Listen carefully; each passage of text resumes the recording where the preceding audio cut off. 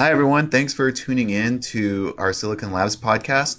On our last Power and Isolation podcast, we had Silicon Labs Isolation Product Manager Ashish Gokhale briefly discuss the latest gate driver technologies and introduce the gallium nitride FET reference design page at www.scilabs.com.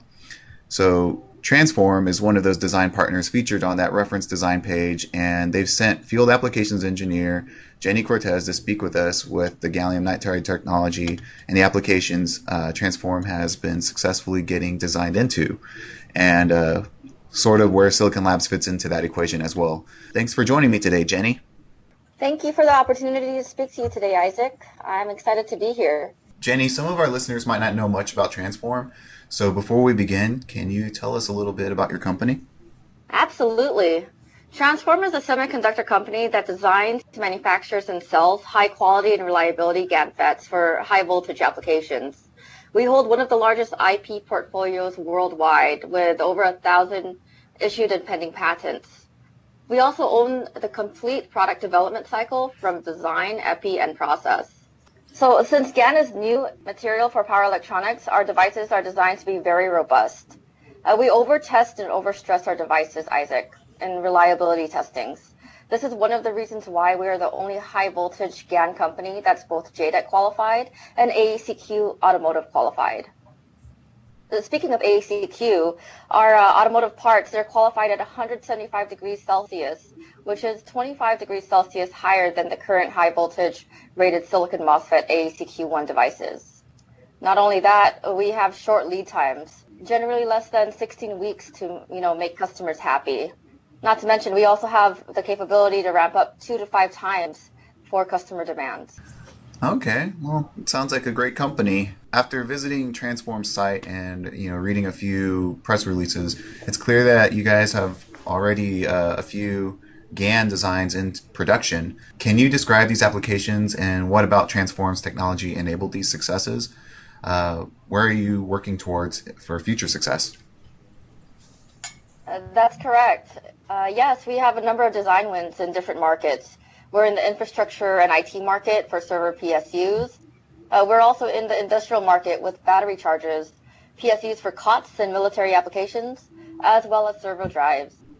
As for end applications, our customers are producing many high-efficiency industrial PSUs, electric vehicle charging stations, DC converters, and AC inverters. We are now also found in the first lightweight and rugged portable solar power generator. So with those end applications, we're seeing a number of power system configurations, which includes, many interleave PFCs, standard CCM boost PFCs, as well as the Bridges totem pole PFCs. The Bridges totem pole PFC is really the optimal configuration for GaN, as it allows you to really take advantage of everything GaN has to offer.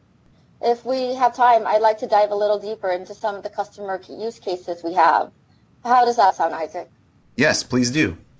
InEnergy, Corsair, and Bell Power are a few customer examples. They show the most key benefits of GaN in a single application. I'd like to mention the 3 kilowatt portable power generator designed by InEnergy. By using our GaN in the battery charger and AC inverter circuits, power density increased by 33% compared to their previous flagship product, a 2 kilowatt design. Weight and size decreased by about 50%, by reducing thermal and heat dissipation, and ideally becoming a fanless solution. InEnergy did this while increasing inverter efficiency to over 98%. Another product I'd like to highlight is the Corsair 1600 watt titanium power supply. This was designed using our Generation 2 devices in an interleave Bridges totem pole PFC.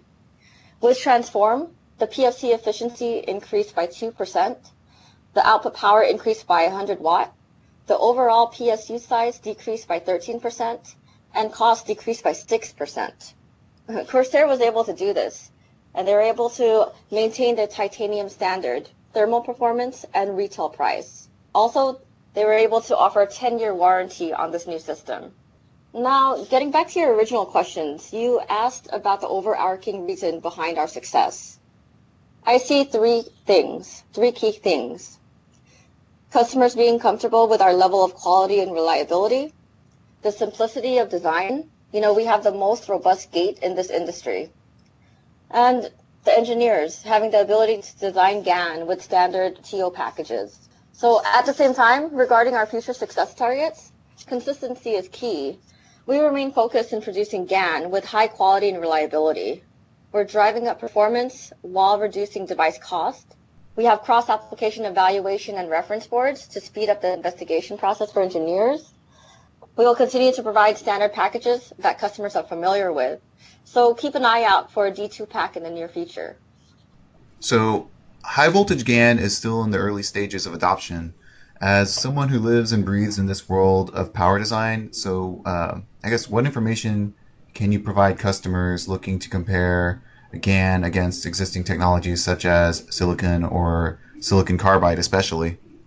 That's a great question, and we get that all the time.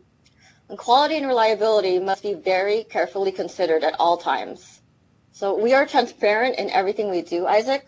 We publish all quality and reliability data so that it's available for all engineers at their fingertips. When you look at the different technology options, some key characteristics should be considered. For instance, silicon MOSFETs. The poor body diode performance is an issue. Switching frequency is limited and crossover losses are high. This results in lower power density, increased size, and overall higher system cost. For silicon carbide, total BOM cost is high. There are a number of compatible drivers to use. However, a negative gate circuit is necessary, to turn the device off. Also, the lead times today for silicon carbide are greater than 30 weeks. So these are some of the challenges and issues that GaN does not have. In looking at various GaN options, you have Transphorm's GaN, and then you have E-mode GaN.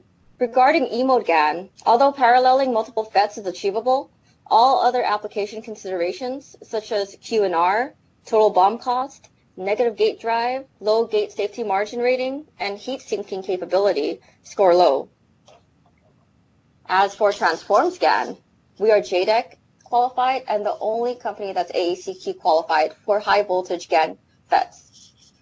Our BOM cost is manageable, and we offer an array of 650 volt rated devices, ranging anywhere from 35 milliohm to 300 milliohm, and PQFN and standard TO packages. We also offer 900 volt rated devices. Our devices can use many off-the-shelf drivers. We especially like using Silicon Labs.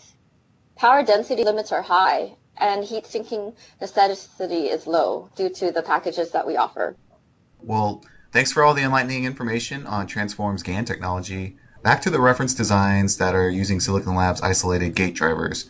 So on your site and on our reference design partner page, we have 8 Transphorm reference designs ranging from half bridges, inverters to totem pole PFCs, all with varying output power. Where do our isolated gate drivers come into play, and how do they help Transphorm compete in the reference design's target applications? So like photovoltaics, universal power supplies, data center power, and those different applications in general. Of course. Yes, you're right. We have 8 kits already released using Silicon Labs products, and we just recently released another evaluation platform using Silicon Labs driver as well. It's a 1200 watt half bridge daughter card using our newest 70 milliohm PQFN devices. Silicon Labs offers an easy to use isolated driver solution to drive our devices in different applications. The high side, low side dual driver version is a popular choice as it enables us to use a smaller amount of real estate on the PCB. We're able to use the half amp driver and the 4 amp driver. The cost is low and the package options are all compatible for our design. So other isolation suppliers must have been considered for these same reference designs. So why did you guys decide to go with Silicon Labs? Was it some sort of validation or certifications that we had to help get designed in? Your high electromagnetic immunity allows us to have a robust driving circuit design that enhances quality and reliability in applications operated for our devices. That's all the questions I had for this episode of our podcast. You guys can read more about Transphorm's GaN in production at their website. Thanks again, Jenny, for joining me today and providing all the great information. I look forward to hearing more about GaN designs in the future. Wonderful. Thank you, Isaac.